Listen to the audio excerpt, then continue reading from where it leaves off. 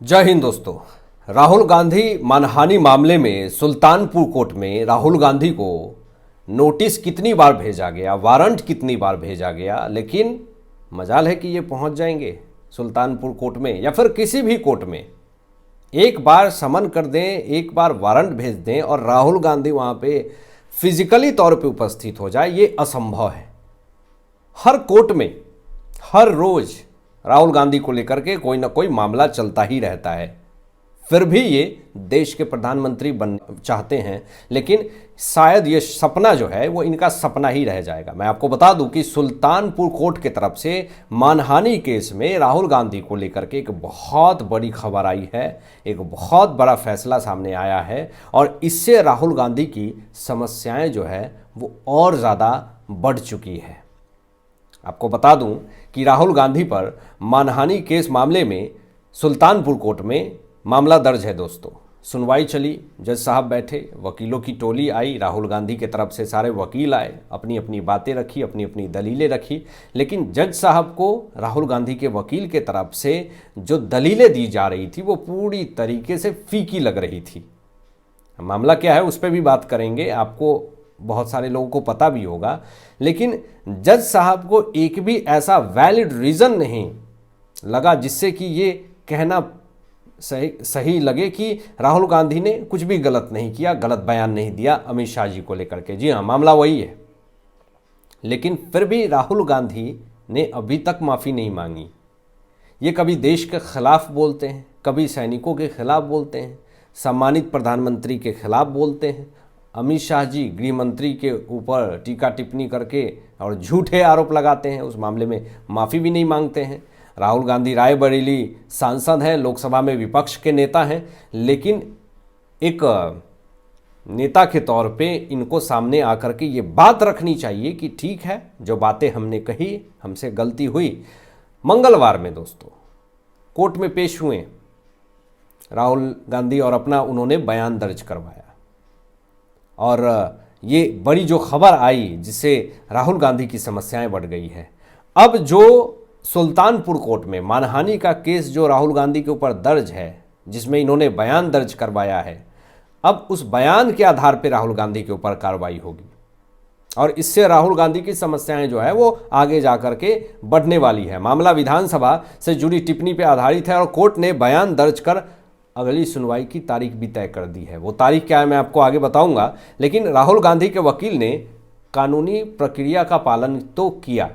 सिर्फ कानूनी प्रक्रिया का पालन ही करने से आप खुद को क्लीन चिट नहीं दिलवा देंगे और कानूनी प्रक्रिया का पालन अगर आप इतना ही कर रहे होते तो ना जाने कितने बार समन, कितने बार वारंट भेजा गया राहुल गांधी को, क्यों नहीं उपस्थित हुए राहुल गांधी।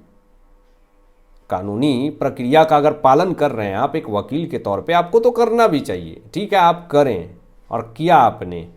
तो उतने दिन से कहाँ थे जब राहुल गांधी आज कल परसों का तरसों ये सब जो कर रहे थे, कभी विदेशी दौरे पे कह रहे थे, कभी चुनाव में व्यस्त है, उस वक्त आपकी कानूनी प्रक्रिया का पालन करने का जो ये मकसद था, ये जो ढोंग था, वो कहाँ था।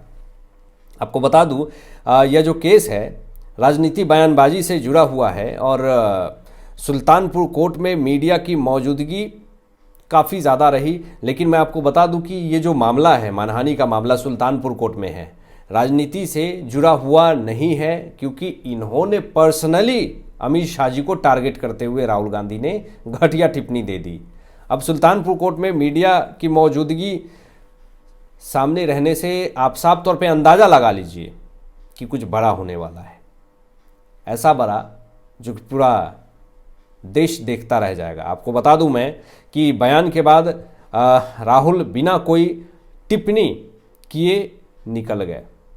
अब आप खुद सोचें कि बयान इन्होंने दर्ज करवाया, मीडिया वहाँ पे थी, सब था, लेकिन राहुल गांधी ने बिल्कुल ये सही नहीं समझा कि आखिर आपने क्या बयान दर्ज करवाए हैं। अपने डिफेंस में कुछ तो कुछ बोलता है यार इंसान, लेकिन राहुल गांधी ने कुछ नहीं बोला। अपने डिफेंस में इन्होंने कुछ नहीं बोला और चुपचाप निकल गए। और इसीलिए मीडिया को ये शक है कि हो सकता है कि ये इसलिए इन्होंने ये बात नहीं बोली ताकि इनको डर है कि पब्लिक में सारी बातें लीक ना हो जाए। यानी अगर आप सही हैं तो फिर लीक होने की बात ही कहाँ है। इसका मतलब कि कुछ तो गलती है। अपने आवेश में आकर के या फिर किसी को पर्सनल अटैक करने के लिए आप इस तरह का स्टेटमेंट आपने दिया है। अब यहाँ पे आपको बता दूं कि बड़ी खबर जो आ रही है वो ये है कि अगली सुनवाई जो है उस दिन फैसला लेने की दिशा में सुल्तानपुर कोर्ट जो है वो आगे बढ़ चुका है। यानी जब अगली सुनवाई होगी मानहानि केस मामले में सुल्तानपुर कोर्ट में, तो कांग्रेस नेता राहुल गांधी के ऊपर फैसला लिया जा सकता है, बहुत बड़ा फैसला लिया जा सकता है। और एक्सपर्ट्स, राजनीति विशेषज्ञों का ये दावा है कि आने वाले समय में सुल्तानपुर कोर्ट में जो ये मामला दर्ज है, राजनीतिकरण जो इन्होंने की है और पर्सनली अमित शाह जी पे अटैक किया है, इस पे राहुल गांधी पे बड़ी सख्त कार्रवाई हो सकती है।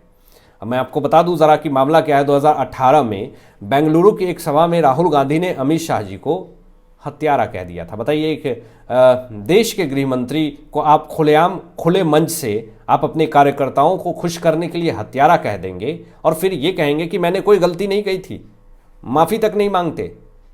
अब आप खुद इसी से अंदाज़ा लगा लीजिए कि राहुल गांधी की मानसिकता क्या है, उनकी विचारधारा क्या है, वो किस सोच के हैं। मतलब देश के एक सम्मानित गृह मंत्री प्रेजेंट अमित शाह जी को आप इस तरह का घटिया स्टेटमेंट दे रहे हैं, आप पर्सनल अटैक कर रहे हैं। आप विपक्ष के नेता हैं, मुद्दे उठाइए, महंगाई, बेरोजगारी, इन तमाम मुद्दों पे बात कीजिए, लेकिन आप पर्सनली अटैक कर रहे हैं कि बीजेपी में जो जुड़ता है वो पूरी तरीके से गलत होता है। फिर अमित शाह जी को आपने हत्यारा तक कह दिया, क्लियरली कह दिया। अब इस पे आप क्या कहेंगे कि राहुल गांधी क्या बिना सोचे समझे कुछ भी स्टेटमेंट दे देते हैं? ये माइक जब इनके हाथों में आता है तो ये सोचते नहीं हैं कि पूरा देश जो है वो सुनेगा, मेरी वीडियो जो है वो सबके पास जाएगी। अब इस बयान से आहत होकर के बीजेपी के नेता विजय मिश्रा ने सुल्तानपुर कोर्ट में मानहानि का केस दर्ज कर दिया था। उसके बाद से ये पूरा मामला जो है वो धधक रहा है और अभी तक ये मामला धधक रहा है। नागरिकता को लेकर के शिशिर बीजेपी के कार्यकर्ता, वो अलग ही मामला चल रहा है हाई कोर्ट में। तो राहुल गांधी का एक मामला नहीं है, ऐसे बहुत सारे मामले हैं जो चल ही रहे हैं। अब सवाल ये उठता है कि क्या आप विपक्ष के नेता हैं तो इसका मतलब आप कुछ भी स्टेटमेंट दे देंगे। लोकसभा में विपक्ष के नेता हैं, आप रायबरेली सांसद हैं, तो इसका मतलब क्या आप कुछ भी स्टेटमेंट दे देंगे और फिर माफ़ी भी नहीं मांगेंगे? ये बड़ा सोचनीय विषय है। लेकिन आप एक सांसद हैं तो इसका मतलब कि अगर कोर्ट आपको कितने बार भी समन करेगा तो आप समय पे नहीं जाएंगे, फिजिकली तौर पे समन क्या कि आपको आना पड़ेगा, लेकिन फिर भी ये नहीं उपस्थित हुए। लेकिन आपको बता दूं फिर इनको उपस्थित भी होना पड़ता है। फरवरी 2024 में ये कोर्ट में पेश भी हुए और इनको ज़मानत मिली, यानी ज़मानत पे बाहर हैं। देश के फ्यूचर खुद को मानने वाले प्रधानमंत्री राहुल गांधी अभी जुलाई में फिर पेश होकर के ट्रायल की मांग की थी और गवाहों की गवाही अभी चल रही है। और जो गवाही दी गई है उस गवाही को आधार बना करके राहुल गांधी पे कार्रवाई करने की भी मांग उठ रही है और इससे राहुल गांधी की बहुत बड़ी समस्या बढ़ सकती है। अब यहाँ पे देख लें कि अगला कदम सुल्तानपुर कोर्ट का मानहानि केस मामले में राहुल गांधी पे 23 सितंबर को अगली सुनवाई की तारीख रखी गई है और उस दिन बाकी सबूत पेश होंगे और केस को आगे बढ़ाया जाएगा और उस दिन सख्त कार्रवाई हो सकती है राहुल गांधी के ऊपर, ऐसा दावा किया जा रहा सोशल मीडिया के ऊपर। हालांकि आपकी क्या सोच है इन तमाम विषयों पर, अपनी विचार व्यक्त कीजिएगा और मिलते हैं लेटेस्ट ब्रेकिंग एनालिसिस के बाद। तब तक अपना ध्यान रखें, ख्याल रखें। सत्यमेव जयते। जय हिंद।